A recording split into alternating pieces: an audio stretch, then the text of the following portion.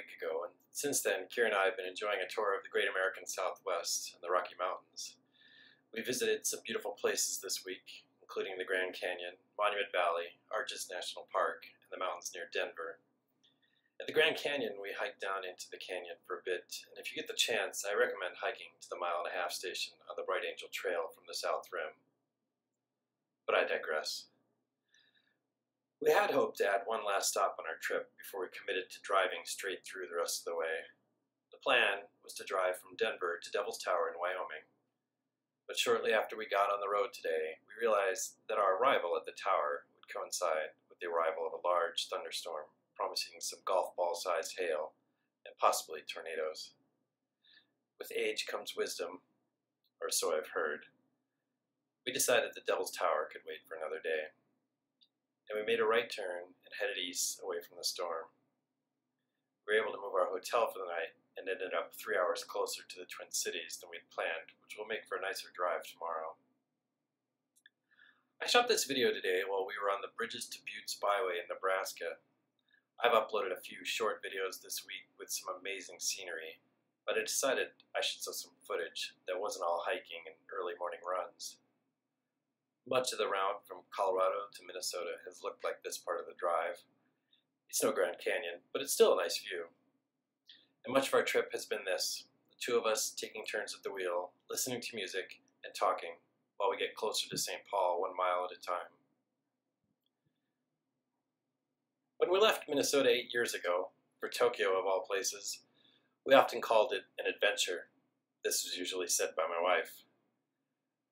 This was often followed by someone reciting a quote from The Hobbit, and by someone, I mean me. In the book, Bilbo tells the wizard Gandalf, "Nasty, smelly things, adventures, make you late for supper." This was just my way of pointing out that adventures can be disruptive whenever something comes up that isn't in the plan.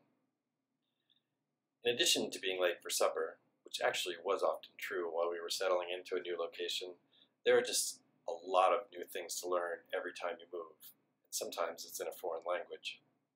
But, as Bilbo found out, the life you live during the adventure is worth all the disruption, even if the Sackville Bagginses walk off with all of your good silver. We've had an amazing adventure over the last 8 years, and as midlife crises go, it wasn't too bad. The alternative title of The Hobbit is There and Back Again. I find this very fitting as we are on our drive back again to Minnesota. On our travels across the country this week, we've intersected with some old friends from high school and friends from college. It was great reconnecting in person. There was a lot of catching up, a lot of reminiscing, maybe a little beer and wine, but eventually the question would come up, why are you moving back to Minnesota? The short answer is friends and family, and the long answer has a lot to do with being back in a place we called home for almost 2 decades.